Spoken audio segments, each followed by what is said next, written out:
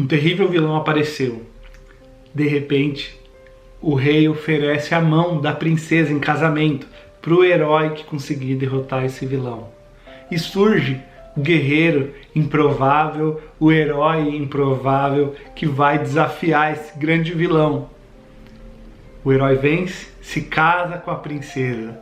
E o que a gente vai esperar desse relacionamento? Viveram felizes para sempre. A verdade é que não foi assim. Isso aconteceu com um personagem da Bíblia. Davi viveu isso. E o relacionamento dele não foi esse mar de rosas.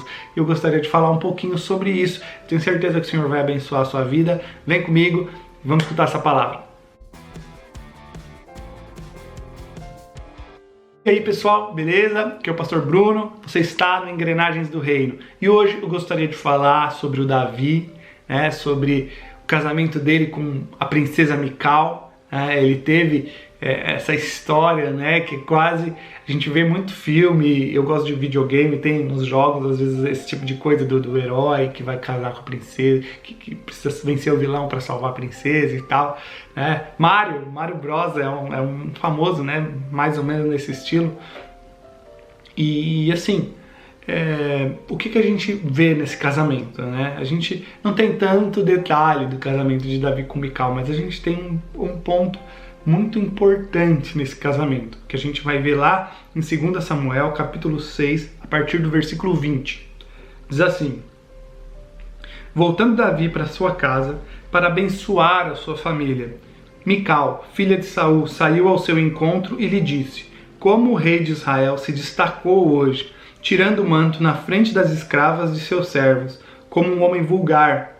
Mas Davi disse a Mical: Foi perante ao Senhor que eu dancei, perante aquele que me escolheu em lugar de seu pai ou de qualquer outro da família dele, quando me designou soberano sobre o povo do Senhor, sobre Israel.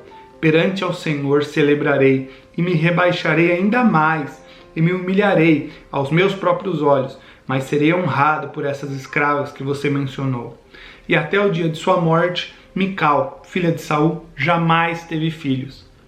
Só explicando para vocês, Davi estava muito feliz nesse momento. Eles estavam trazendo a arca da presença do Senhor de volta para a terra deles. Então, Davi estava muito alegre, estava festejando junto com o povo. E a princesa não quis ir. Ela não estava entendendo o que estava acontecendo. Não via a importância, o que aquele povo estava vendo e o que o rei Davi estava vendo. Então ela não quis se juntar a eles na festa e recebe o rei estava indo abençoar a vida dela, abençoar a família dela. E ela recebe ele com desprezo, com sarcasmo e ataca ele. Ele estava fazendo uma coisa para agradar a Deus, ele estava se alegrando e ela vai lá e joga uma seta para machucar o coração dele. E ele não se abala, Davi não se abala, aquilo não fere o coração adorador dele. Pelo contrário, ele ainda dá mais uma resposta de adorador, mais uma resposta que é exemplo pra gente, que é lição pra gente. E aí a gente vai ver a consequência desse coração de Mical que desprezou o marido porque viu ele fazendo uma coisa que não entendeu. A consequência foi que ela não teve filhos. Então a linhagem de Saul acabou ali. Por quê? Qual que é a lição disso?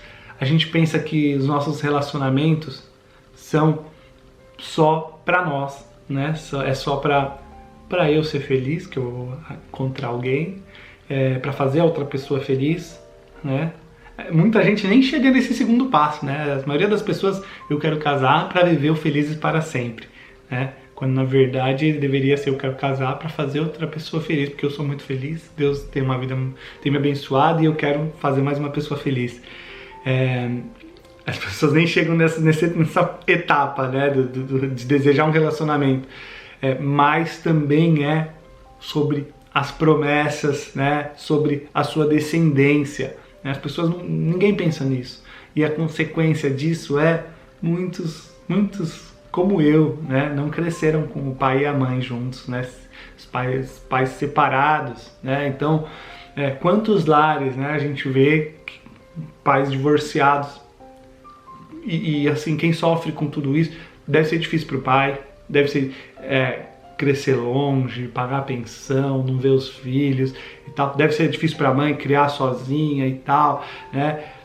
Mas também é muito difícil para os filhos, né? Porque só uma mãe trabalhando, ela não vai conseguir, ela tenta fazer o papel do pai, o papel da mãe, e assim, acaba não conseguindo fazer tudo. O pai, que também, Deus projetou uma família, né? Um pai, uma mãe, né? Porque as duas figuras são necessárias para criar uma criança. Tanto que a gente vai ver lá José e Maria, né? Quando o Espírito Santo vai lá, visita Maria e tal, e ela vai dar luz a Jesus, José quer sair pela tangente ali, né? Fica pensando, não, eu não quero que ela seja mal falada e tal, eu vou fugir. E o anjo não deixa ele fugir, porque eles entendem minha percepção, tá? Que Jesus precisava de um pai e de uma mãe humanos, né? Para cuidar dele, para ensinar e tal. Então, assim, é muito importante, né? E não pensar nisso, né? Não se preocupar com isso. Se jogar num relacionamento vai trazer consequências para os seus filhos, né? Para o seu futuro. E eu vejo Abraão, a preocupação de Abraão em encontrar uma esposa para Isaac. Não era porque ele estava preocupado que Isaac fosse um bom marido, que tivesse um casamento feliz. Não era por isso. Abraão estava preocupado com a promessa, Abraão estava preocupado com a descendência. E a gente hoje não se preocupa tanto com isso, né? E por isso tem essas consequências, tem tudo isso que a gente vê acontecendo aí pelo mundo. Assim, qual que é o principal ponto? Se Mical fosse companheira de Davi, se Mical, né, tivesse ali, ainda que ela, eu não entendo por que meu marido tá dançando, tá tão feliz, ela não falaria desse jeito, né? Talvez ela poderia tentar ir lá e ficar junto e tal, mas não, aqui ela desprezou o marido dela, né? Desprezou, tentou ridicularizar ele. Então, e teve essa consequência, e Deus se doeu por Davi. Então, assim, a principal lição, né, que eu vejo nessa história é que o seu relacionamento não é só sobre você. E eu tenho uma história de uma mulher de Deus que eu conheci, né, que foi uma grande influência na minha vida. Ela conta que no começo do casamento dela, né, o marido cristão, mas eles se desentendiam, né, eles tinham alguns entendimentos diferentes e incomodava muito ela algumas coisas que ele fazia. Talvez da mesma forma que isso aqui incomodou Mical. Só que sabe qual foi a atitude dessa mulher de Deus? Ela fez uma lista de tudo que ela queria que Deus mudasse na vida do marido dela. Porque ela não entendia por que ele fazia daquele jeito. E aí ela se colocava diante de Deus, ela fez um propósito, sei lá, e orou por muito tempo em cima dessa lista.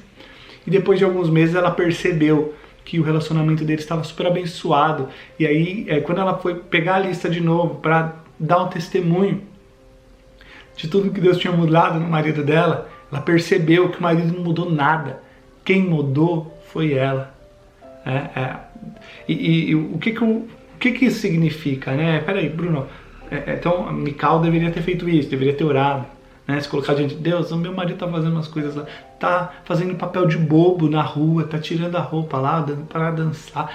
Deus, coloca juízo na cabeça do meu... Talvez se ela tivesse feito isso, né? Aí Deus teria renovado a mente dela e ela teria sido capaz de perceber que ela tinha se casado com um grande adorador, né? E talvez ter aprendido, né, alguma coisa com esse exemplo de Davi, né? E a grande lição de tudo isso para mim é a grande explicação, né, e direção para as nossas vidas. Está lá em Romanos 12, que diz assim, que para nós entregarmos a nossa vida, né, como sacrifício diante do Senhor, para que a gente não se conforme com esse mundo e busque a renovação da nossa mente, para que sejamos capazes de desfrutar, de saborear a boa, perfeita e agradável vontade de Deus. Essa minha amiga, essa mulher de Deus, né, ela já estava vivendo a boa, perfeita e agradável vontade de Deus com esse marido, mas ela ainda não era capaz de desfrutar, né, dessa boa, perfeita e agradável vontade de Deus. E à medida que ela começou a orar mais sobre o relacionamento dela, sobre a vida sentimental dela, aí o Senhor começou a renovar a mente dela, nessa área, e aí sim ela pôde desfrutar e viver tudo aquilo que Deus tinha para ela nessa área. Muitas vezes, talvez você está assistindo aqui, é solteiro e não está desfrutando desse tempo, né? E está sofrendo, por que que eu não caso? Por que que Deus não prepara alguém e tal? Meu irmão, esse tempo de agora, de ser solteiro, há tempo para todas as coisas, esse tempo de ser solteiro é para ser desfrutado também, né? Então busca essa renovação de mente, né? Busca essa ora mais especificamente pela sua vida sentimental. Eu tenho certeza que à medida que você for renovando a sua mente, você vai ser capaz de desfrutar tudo de bom que essa vida de solteiro tem, né? Que esse tempo, né? Que essa etapa da sua vida tem, né? De bom. E se você é casado e de repente também não está conseguindo desfrutar, né? No mesmo exemplo dessa minha amiga, né? Busca essa renovação também. Se você quiser fazer uma lista como ela, faça, e não sei quem que vai mudar no final, mas faça. Eu tenho certeza que no final você vai ser capaz de desfrutar da boa, perfeita e agradável vontade de Deus, tá bom? Essa é a mensagem de hoje, espero que abençoe a sua vida, os seus relacionamentos, a sua vida sentimental, tá bom? Se você não é inscrito no canal, se inscreve aí, deixa seu joinha, ativa o sininho para você acompanhar os vídeos novos. Deixa um comentário aí, um foguinho, uma mãozinha, né? Ou assim, se você quer dar um testemunho de algo que Deus fez nessa área na sua vida também, eu tenho certeza que vai abençoar outras pessoas, tá bom? Muito obrigado mais uma vez por ficar até aqui. Deus abençoe a sua vida. A gente se vê no próximo vídeo. Falou!